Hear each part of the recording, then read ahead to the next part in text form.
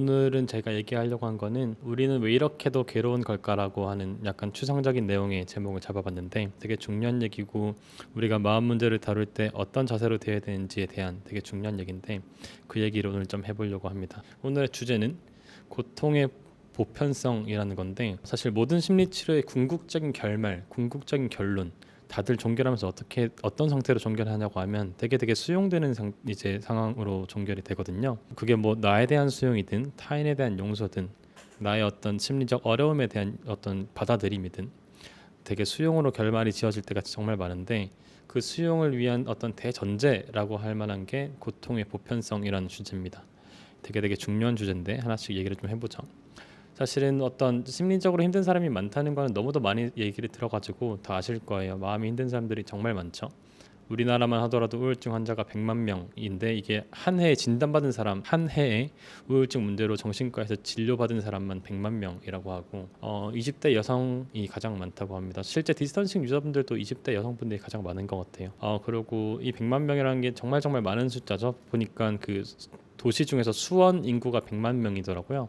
수원에 있는 그 모든 사람들이 다 우울증이라고 해도 될 만큼 정말 많은 사람들이 우울증을 앓고 있습니다. 뿐만 아니라 미국에서도 보면 이제 정말 많은 사람들이 우울증 문제를 앓고 있다는 걸 확인할 수 있죠. 지난번에도 제가 이 차트 보여드렸는데 일평생 우울증을 앓는다고 얘기한 사람들이 30%, 3분의 1은 일평생 한 번 이상 우울증 앓고 그리고 지금 이 시점에 우울증을 앓고 있냐, 그래서 약을 먹고 있냐라고 해보면 18%나 됩니다. 정말 많은 사람들이 우울 문제 이런 것들로 고민하고 있죠. 보면 달리라는 수치가 있는데 달리라고 하는 거는 장애 조정 수명이라고 해요. 특정 질병의 사회적 부담을 측정하는 건데 WHO가 봤을 때 그 달리 수치가 우울증 같은 경우에는 약 10위권에 될 거고 2030년 정도 되면 3위 정도로 이제 육박할 거다라고 얘기를 많이 합니다. 그래서 그만큼 심각한 문제라는 걸 얘기를 많이 하고 있어요. 이처럼 되게 많은 사람들이 앓고 있고 되게 힘든 사람들이 많은데 조금 이상한 면이 하나가 있죠. 조금 이상합니다. 우리처럼 사실은 편안한 생명체가 없죠. 우리처럼 편안하게 태어나고 보호받고 안정적으로 살아가는 생명체가 없습니다. 어릴 때부터 정말 편안하게 좋은 환경에서 태어나서 양육되죠. 여기 신생아 100명이 있는데 이렇게 하니까 좀 징그럽더라고요. 신생아 100명이 있는데 이 신생아가 100명이 우리나라에서 출산됐을 때 몇 명이 살아남을 거냐고 물어보면 여러분은 몇 명 정도 살아남을 것 같아요? 여기서 한 명도 안 죽습니다. 우리나라 같은 경우에는 신생아 사망률이 0.115%예요. 100명이 태어나도 한 명도 안 죽을 만큼 정말 안전하고 편안한 환경에서 태어나서 양육되고 길러지고 있죠. 다른 개체를 하나 볼게요. 다른 종을 하나 볼게요. 거북인데요. 거북이는 이제 바닷가에서 알을 낳아서 이제 고군분투하면서 바다를 향해 나아가죠. 이 거북이 같은 경우에는 100마리가 태어나면 얼마나 살아남냐고 하면 100마리가 태어나서 바닷가에 도착할 때까지 90% 이상이 죽습니다. 다 죽어버려요. 비둘기가 쪼고 개가 와서 집어가고 어떤 거북이들은 결국 못 넘어가서 햇볕에 말라 죽기도 하고요. 거북이나 다른 생명체들을 비교해보면 인간 너무도 편안한 환경이 있어요. 거북이 시선에서 봤을 땐 기가 차겠죠. 인간이 와가지고 저 불안해요라고 하면 기가 찰 거예요. 둘이 만나면 거북이가 이런 얘기를 할 겁니다. 엄살 부리지 마라 진짜. 그럴 수밖에 없어요. 거북이가 자연에서 마주하는 위협에 비하면 우리 인간이 마주하는 위협은 정말 좀 사소한, 표현이 좀 적절한지 모르겠는데 사소하다고 할 수 있겠죠. 근데 그러면 거북이는 왜 불안하지 않은 걸까? 거북이는 왜 우울증, 불안장애, 공황장애 이런 걸 왜 앓지 않는 걸까라고 생각해보면 GPT한테 그런 걸 지켜봤어요. 야, 우울증 앓고 있는 거북이를 그려봐 라고 하니까 이렇게 그리더라고요. 공황장애를 앓고 있는 거북이를 그려보라니까 이렇게 그렸어요. PTSD를 앓고 있는 거북이를 그리라고 했더니 거의 픽션을 그렸죠. GPT도 거북이가 PTSD를 앓는 거는 상상이 안 되는 거예요. 실제 거북이나 그런 동물들이 정신건강 문제를 우리 인간처럼 앓는 건 아니죠. 반면에 우리는 정말 많이 불안하고 괴로워합니다. 그럼 우리는 왜 그렇게 괴로운 걸까라고 생각을 해볼 수 있겠죠. 관련해서 이런 책이 하나 있어요. 얼룩말은 왜 궤양이 생기지 않는가라고 하는 책인데 로버트 사폴스키라고 하는 행동생태학자가 이제 썼던 옛날 책인데 골자는 이런 거예요. 스트레스를 많이 받으면 위궤양이 생기는데 얼룩말은 위궤양이 생기지 않는다. 왜 그런 걸까? 이런 얘기를 하거든요. 비슷한 의문입니다. 왜 얼룩말은 스트레스를 받아서 그 위궤양이 생기는데 우리는 생기지 않나? 비슷한 질문이고 저도 오늘 비슷한 얘기를 하려고 합니다. 근데 제가 요 얼룩말 얘기는 인용하지 않았는데 막간 의학 상식 잠깐 얘기해 보면 사실은 소화성 위궤양의 주된 원인은 스트레스는 아니고요. 헬리코박터균 또는 우리가 소염 진통제를 많이 먹으면 위궤양이 많이 생기는데 스트레스 같은 경우에는 어떤 위험인자 정도지 주된 병인이 되진 않아요. 그래서 인간은 스트레스 때문에 위궤양에 걸리고 여기 얼룩말은 스트레스가 없어서 위궤양 안 걸리고 그런 건 아니고요. 그래서 제가 좀 더 의학 상식에 맞지 않아서 인용하진 않았습니다. 그래서 보면 첫 질문 요거예요. 거북이는 왜 불안하지 않나? 근데 우리는 왜 그렇게 불안하나? 근데 사실은 거북이가 두려움이나 공포를 느끼지 않는 건 아니에요. 그런 건 아니고 얘네들도 뇌가 있습니다. 우리랑 조금 다른 뇌지만 뇌가 있어가지고 어떤 위험을 감지하게 되면 얘네들도 신경계에서 스트레스 반응이 나타나요. 가슴이 뛰고 동공이 커지고 얘들의 뇌는 어떤 신호를 특정한 가능성이라고 판단하면 그 결정을 내리고 신체가 그 결정에 막 따르도록 해요. 그래서 막 포식자를 봤다 그러고 하면 이건 위험이다 이렇게 판단하고 도망쳐야 돼 결정을 내리고 이제 저 짧은 다리를 움직여서 빨리 도망치도록 만들죠. 이 측면에서 똑같아요. 우리랑 비슷해요. 얘네들도 뇌도 일종의 감정, 물론 우리가 느끼는 감정이랑 다르겠죠. 하지만 일종의 감정을 만들어내고 그 감정은 동기를 지배하고 그 동기가 행동을 유도하게 됩니다. 그래서 거북이한테도 우리랑 또 동일한 반응이 있다는 것만은 사실이에요. 그래서 얘네들의 얘들 뇌가 있으니까 편의상 뭐 어려운 해부학적인 용어 우리 외울 필요 없습니다. 편의상 구뇌라고 해볼게요. 오래된 뇌라고 해서 구뇌라고 해볼게요. 이 구뇌는 중점적으로 제일 한 가지 기능이 있는데 감정을 만든다는 거예요. 두려움이든 불안이든 분노든 욕정이든 기쁨이든 감정을 만들고 감정은 동기를 불러일으키고 그 동기가 생명체로 하여금 특정한 방향으로 반응하게 합니다. 마찬가지로 우리도 거북이랑 동일한 원초적인 뇌를 가지고 있죠. 우리도 뭐 자동차 경적음이 울리면 깜짝깜짝 놀라고 그리고 뭐 어두운 골목길에 덩치 큰 사람이 있으면 괜히 신경이 곤두서죠. 운전을 하고 있다가 누가 막 뛰어들면 무의식적으로 핸들을 빡 돌리고요. 그 순간에 우리도 즉각적인 공포나 두려움을 느끼고 마찬가지로 그 공포나 두려움은 동기를 지배하고 동기는 행동을 만들어냅니다. 이 관점에서 이 오래된 뇌가 가지고 있는 이 시스템 정말 효율적이죠. 즉각적이고 아주 일관된 행동을 할 수 있도록 만들어주고요. 그래서 우리도 마찬가지로 그런 뇌를 가지고 있어요. 동일하게 우리도 뭐 유령이 나타나면 구뇌가 반응해서 어떤 반응을 하죠. 근데 우리 인간은 거북이 그 이상의 존재예요. 우리가 거북이처럼 단순한 존재는 아니죠. 우리는 사실은 지금은 지구를 정복하고 있잖아요. 근데 이 인간은 어떻게 지구의 정복자가 되었을까요? 우리는 거북이가 아니란 말이죠. 우리한테는 분명 다른 무언가가 있는 게 분명합니다. 근데 인간이란 종이 성공할 수 있었던 가장 결정적인 요인이 무엇인가를 생각해보면 많은 학자들이 언어적 사고 능력을 꼽아요. 그게 무슨 말이냐면 인간은 머릿속에서 수많은 일들을 할 수 있다는 거예요. 마음의 눈을 통해서 세상을 제멋대로 조작할 수 있어요. 뭐 이런 실험을 간단하게 해보면 바로 저희가 이해가 될 텐데 나무 판자 위에 이제 못이 박혀 있는 거예요. 박혀 있는데 내가 요 못을 빼고 싶어요. 빼고 싶고 나한테 이런 망치가 있다라고 하면 사람들한테 그냥 머릿속으로 자 이제 어떡할래? 못을 빼봐라고 하면 머릿속으로 바로 문제를 해결해 버립니다. 망치가 있네. 뒷부분에 끌이 있다. 저걸로 못을 빼면 되겠다. 이렇게 생각하거든요. 근데 이게 단순한 능력인데 모든 생명체 중에 우리 인간만 이런 상징을 활용할 수 있습니다. 다른 동물들은 끊임없이 해봐야 돼요. 해보고 이리저리 해보고 해봐야 되는데 인간은 머릿속에서 이 모든 일들을 마치 실제로 하는 것처럼 상징적인 의미를 토대로 바로바로 해냅니다. 저희가 이전 라이브 때도 이런 얘기를 많이 했죠. 뿐만 아니라 생각은 상징적인 효과를 가지고 있다고. 그래서 레몬이라는 것들을 우리가 먹지도 않아도 보지도 않아도 만지지도 않고 심지어는 이런 사진이 없어도 레몬이란 상상만 해도 입속에서는 이제 침이 이렇게 막 흘러나오죠. 그래서 인간은 어떤 언어적 사고 능력, 특히 상징으로 우리가 무언가를 머릿속에서 바로 해내는 능력, 그 능력 때문에 지구의 정복자가 될 수 있었어요. 상상 속에서 수많은 문제를 해결할 수 있는 거죠. 상상하고 계획하고 추론하고 뭐 또 심지어는 문자에 어떤 상징적인 의미를 부여하기도 하죠. 사실 제 이름이 홍승주인 것도 엄청 의미적인 약속이잖아요. 하지만 길 가다가 누군가 홍승주라고 하면 저는 그거를 지나가는 소리가 아니고 나 자신으로 바로 받아들이죠. 그래서 우리 인간은 이런 어떤 문자의 상징적인 의미를 부여하고 머릿속에서 이걸 해결할 수 있어요. 그리고 뭐 우리가 직접 보지 않아도 거북이라고 하면 거북이가 뭔지 알고 나 괴로워라고 하면 괴롭다는 게 뭔지 알죠. 이거는 엄청 간단해 보이는 능력인데 우리 인간만 가지고 있는 능력입니다. 근데 이 능력은 단순히 뇌가 크다고 가질 수 있는 건 아니에요. 예를 들면 진화론적으로 봤을 때 그 네안데르탈인 같은 경우에는 호모 사피엔스보다 내용적이 훨씬 컸거든요.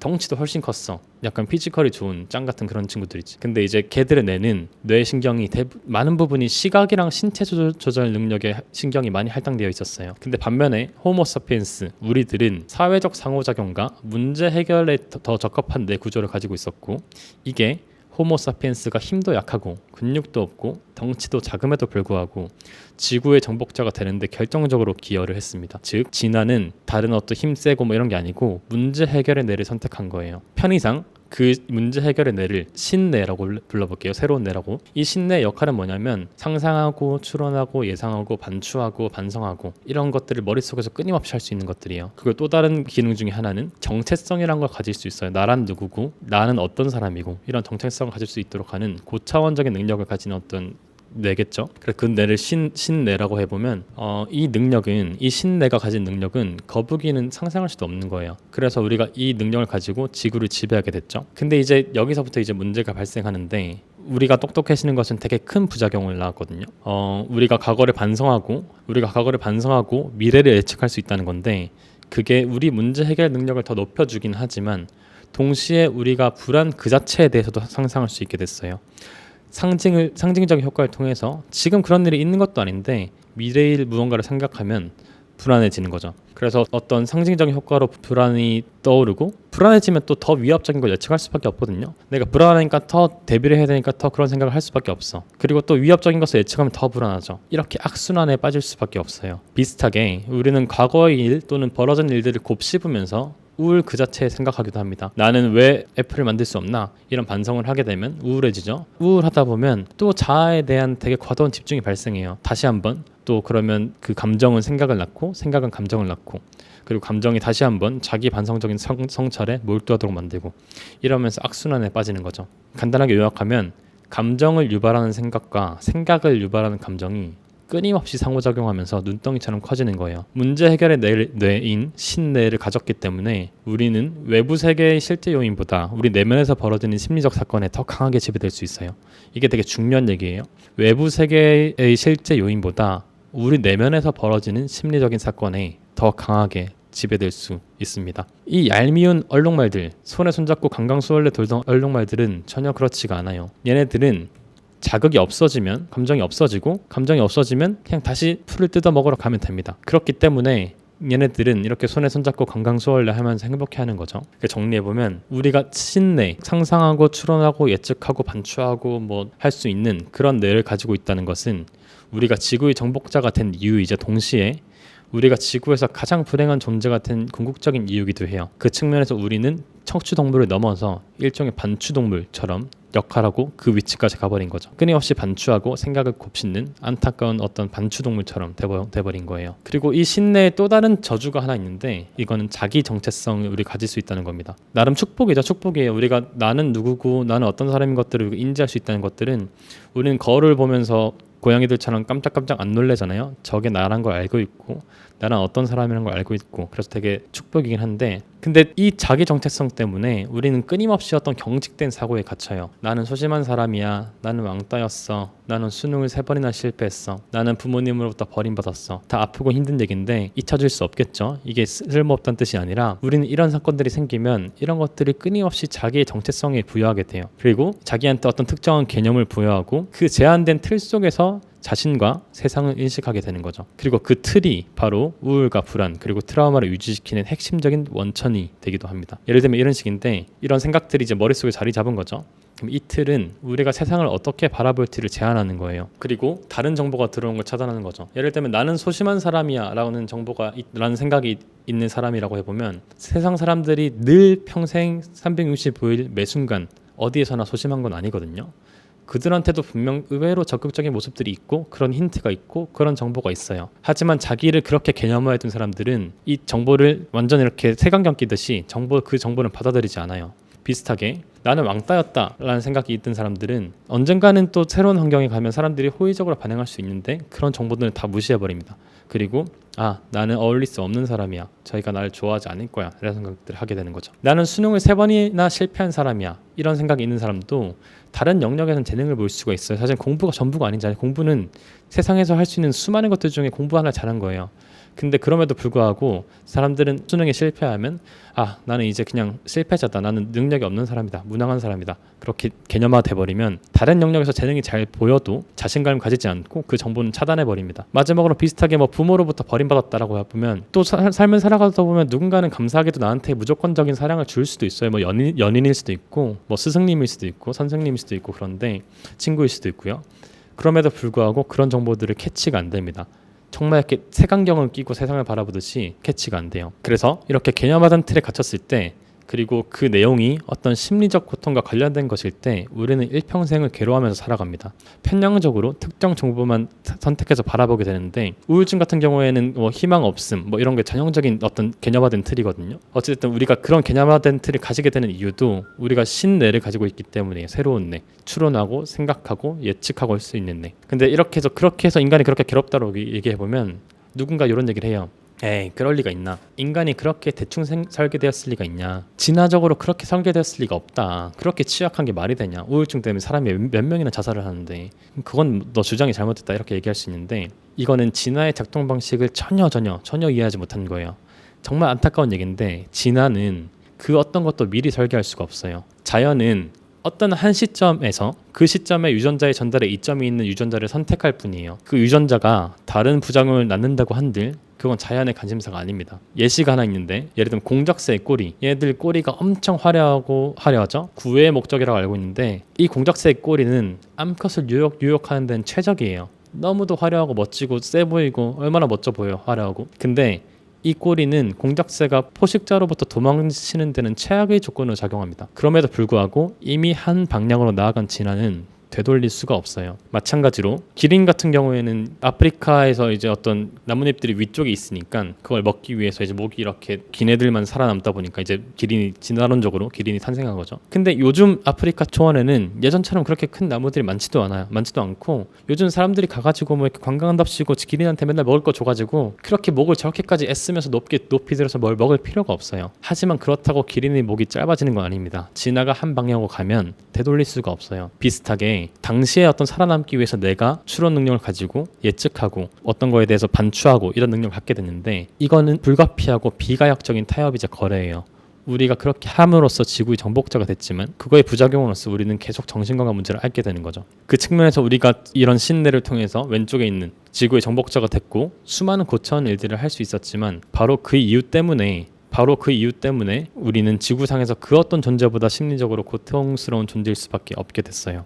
즉, 여기가 중요한 얘기인데, 공작새의 꼬리가 이제 와서 되돌릴 수가 없어요. 이제 유행이 바뀌어가지고 화려한 건 아무한테도 안 중요한 거야. 공작새들이 이제 패션 잡지를 내는데 미니멀의 시대가 왔다, 화려한 건 중요하지 않다, 이런 트렌드가 왔어. 그럼에도 불구하고 공작새의 꼬리는 미니멀리즘을 반영할 수가 없어요. 마찬가지로 기린의 목이 다시 짧아질 수 없는 것처럼 우리의 마음도 번뇌나 고통을 없앨 수는 없습니다.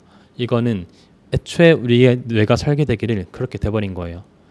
조금 더 나아가 보면 공작새의 꼬리에는 아무런 잘못이 없는 것처럼, 기린의 목에는 아무런 죄가 없는 것처럼, 우리의 힘든 마음에도 그 어떤 부끄러운 점이 없다는 걸 이해하는 게 되게 중요합니다.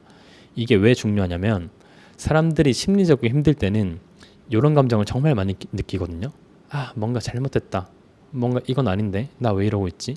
우리가 무언가 옳지 않거나 크게 잘못했다는 느낌을 수치심이라고 하는데, 이 수치심이 어떤 심리적인 변화를 방해하는 정말 안 좋은 장벽이에요. 온갖 수치심이 있겠죠.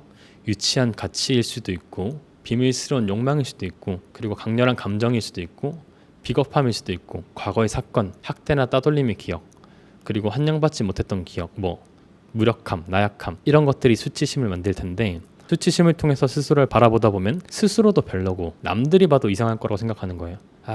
내 이런 모습을 남들이 알면 진짜 나 이상하다 생각했지. 또 반대로 쟤는 진짜 왜 저럴까? 분노를 만들기도 하고요. 그래서 끝없는 자기 비난과 갈등을 만들게 되는데, 이게 심리적 괴로움을 만듭니다. 그리고 이 심리적 괴로움은 자신에게서조차 수용받지 못하는 느낌을 만들고, 그렇게 되면 삶에서 회피하게 되고 경험에서 회피하게 되고, 그 경험 회피는 다시 괴로움을 만들고 악순환을 돌게 됩니다. 그래서 이 수치심을 제거하고 자신을 수용할 수 있도록 하는 첫 걸음이 바로 이 고통의 보편성을 이해하는 거예요. 이게 그냥 고통은 보편적이다 이런 게 아니고 아주 논리적으로 그리고 과학적으로 우리가 왜 그럴 수밖에 없는지 이해하는 게 우리가 진심으로 스스로를 수용할 수 있는데 되게 중요한 지식이 됩니다. 제가 비슷한 경험이 있는데 제가 호스피스를 이제 좋아했었거든요. 학생 때 제가 대학교 다닐 때 호스피스 동아리도 직접 만들고 막 이렇게 했었는데 제가 호스피스를 좋아하게 된 계기가 있어요. 제가 생물학을 전공할 때가 있었는데 가만히 보니까 이런 논리가 되는 거예요. 환경에 잘 적응하기 위해서는 돌연변이가 생겨야 되거든요. 환경에 잘 적응하기 위해서는 돌연변이가 생겨야 돼요. 돌연변이가 생긴다는 말은 DNA에 어떤 문제가 생긴다는 거거든요. 자손을 번식시키기 위해서도 DNA를 전달해야 돼요. DNA는 이중나선으로 되어 있는데 꽈배기처럼 꼬여 있는데 그게 풀어져야 돼. 그러기 위해서는 DNA가 연약하게 결합이 돼 있어야 돼요. 그래야지 우리가 잘 적응할 수 있고 살아남을 수 있고 자손에게 DNA를 물려줄 수도 있어요. 바로 그 이유 때문에 살기 위한 그 이유 때문에 DNA는 취약할 수밖에 없고 DNA에 문제가 생기면 암이 발생할 수밖에 없습니다. 삶을 위해서는 죽음이 있어야 된다는 어떤 철학적인 얘기들이 많은데 과학적으로 봐도 그래요. 우리가 살기 위해서는 우리가 죽을 수밖에 없게 살게 돼 있습니다. 비슷한 게 또 있어요. DNA는 끝부분이 되게 약하거든요. 끝부분에서 막 여기저기 공격하면 끝부분이 닳아가지고 거기서 닳다가 문제가 생기면 이제 뭐 암이 생기고 이러는데 그 DNA가 닳지 않으려면 거긴 풀처럼 뭘 붙여주는 게 있어야 돼요. 그 풀처럼 붙여주는 물질을 텔로머레이즈라고 하는데 DNA가 닳지 않으면 그 텔로머레이즈라고 하는 풀이 있어야 돼요. 근데 그 텔로머레이즈는 끝에 계속 풀처럼 뭐 DNA를 계속 추가시켜주는 거거든요. 근데 또 그 텔로머레이즈가 있기 때문에 걔가 갑자기 이상해지면 풀이 계속 미친 듯이 풀칠을 하는 거야. DNA가 이상해지고 그러면서 암이 끊임없이 잘 생존하는 거예요. 그래서 우리가 살기 위해서는 죽을 수밖에 없다. 되게 자연과학적으로 그런데 우리 마음에 대해서도 똑같아요. 정신건강도 마찬가지예요. 우리가 모두가 다 이렇게 행복하고 자신감 넘치고 활기차 보인단 말이죠. 밖에서 만나는 사람들 다양한 사람들이 있지만 대부분의 사람들이 다 행복해 보이고 좋은 모습들을 보여요. 근데 매번 강조했던 것처럼 우리 모두 다 고통을 겪으면서 살아갑니다. 고통은 피할 수도 없고 삶은 애초에 고단할 수밖에 없어요. 이거는 애초에 이 사람들이 나약하고 여러분들이 뒤틀리고 여러분들이 부족해서가 아니라 애초에 우리 뇌가 그렇게 진화해왔기 때문입니다. 그래서 우리는 이렇게 생각 없이 들판에서 강강수월에나 추면서 살아가는 게 아니라 근심을 가지고 걱정을 하고 또 고민하는 순간들을 이따금씩 겪으면서 살아가는 거죠. 여기까지 얘기를 드리면 누군가 또 이런 얘기를 하기도 하더라고요. 비관론인가? 저는 회의주의, 비관론 이런 거 정말 싫어하거든요. 비관론인가? 그렇게 생각할 수도 있는데 그렇지 않아요. 저는 그렇게 보지 않습니다. 우리 뇌가 그토록 무한한 가능성을 지니기 때문에 없는 일을 걱정할 만큼 창의적이기 때문에 이 작은 우주에서 이 작은 지구에서 인간들이 수많은 이야기들을 꽃피우고 슬프고 행복한 일들이 발생하고 그 과정에서 아름다운 음악이 생겨나고 괴로움 속에서 예술작품들이 나타나고 있는 거죠. 그 고통조차 피할 수 없는 고통조차 결국 삶의 정말 다채로운 삶의 한 면일 뿐이에요. 피하지 않고 기꺼이 경험할 수 있는 이상한 게 아니라 우리 삶의 모습이라는 거죠. 혹시 여러분 이 사진 이거 뭔지 아시나요? 창백한 푸른 점이라는 사진이에요. 이게 뭐냐면 인류가 처음으로 태양계 바깥으로 위성을 쏘게 됐어요. 그때 과학자들이 그런 얘기를 합니다. 야, 카메라를 180도 돌려서 우리를 찍어보자. 지구를 찍어보자. 근데 엄청 반대했대요. 왜냐면 이거 좀 방향 틀다가 이상하게 되면 이제 위성 궤도 어긋나고 난리 나는 거죠. 난리 나가지고 과학자들이 다 반대했대요. 반대했음에도 불구하고 몇몇 과학자들이 강하게 주장했고 결국 사진을 찍었어요. 사진 찍었는데 이렇게 보인 겁니다. 여기 요거 보이시나요? 요게 우리 지구예요. 창백한 우주 속에서 정말 칠흑 같은 암흑 속에서 미세한 먼지처럼 있는 저 반짝인 작은 별, 저 하나가 지구예요. 이걸 두고 칼 세이건이 무슨 말을 했냐면 이런 얘기를 했어요. 저 점이 우리가 있는 곳입니다. 저곳이 우리 집이자 우리 자신입니다. 여러분이 사랑하는, 당신이 아는, 당신이 들어본, 그리고 세상에 존재했던 모든 사람들이 바로 저 작은 점 위에서 일생을 살았습니다. 우리의 모든 기쁨과 고통이 저 점 위에서 존재했고 인류의 역사 속에 존재했던 자신만만했던 수천 개의 종교와 이데올로기, 경제체제가 수렵과 채집을 했던 모든 사람들, 모든 영웅과 비겁자들이 문명을 일으킨 사람들과 그런 문명을 파괴한 사람들, 왕과 미천한 농부, 사랑에 빠진 젊은 남녀, 엄마와 아빠들, 그리고 꿈 많던 아이들이, 발명가와 탐험가, 윤리 도덕을 가르친 선생님과 부패한 정치인들이, 슈퍼스타나 위대한 영도자로 불리던 사람들이, 성자나 죄인들이 모두 바로 태양빛에 걸려있는 저 먼지 같은 작은 점 위에 살았습니다. 제가 디스턴싱을 여기다 딱 한 문장 덧붙이면 이렇게 얘기할 거예요. 바로 우리가 그토록 심리적으로 고통스러운 존재이기 때문에 우리가 저 작은 미세한 먼지 같은 지구 속에서 그토록 아름답고 다채로울 수 있는 거예요. 이거는 고통이라고 한 건 늘 우리가 괴롭고 피해야 되고 경험 회피해야 되고 없애야 되고 제거해야 되는 게 아니고 우리의 뇌는 그렇게 설계가 되었고 그런 식으로 태어났고 또 한편으로는 우리가 그런 고차원적인 어쩌보면 고통이란 걸 알 수 있고 고민할 수 있는 존재이기 때문에 그렇기 때문에 우리가 이토록 아름다운 일들을 할 수 있는 거예요. 그 측면에서 고통의 보편성을 이해하는 거는 수용의 첫 걸음입니다. 나를 수용할 수 있게 되고 나뿐만 아니라 너도 수용할 수 있는 거죠. 너도 그렇게 잘나 보인 너도 결국은 우리가 보편적으로는 고통을 가질 수밖에 없는 존재라는 것들을 그냥 뭐 누구한테 위로하는 차원이 아니고 우리가 왜 그렇게밖에 될 수 없는지를 진화론적으로 역사적으로 이해했을 때 그때부터 우리가 수용할 수 있는 태도가 생겨나기 시작합니다. 그래서 고통의 보편성을 이해하는 게 수용의 첫걸음이다라는 게 제가 첫 번째 얘기였습니다.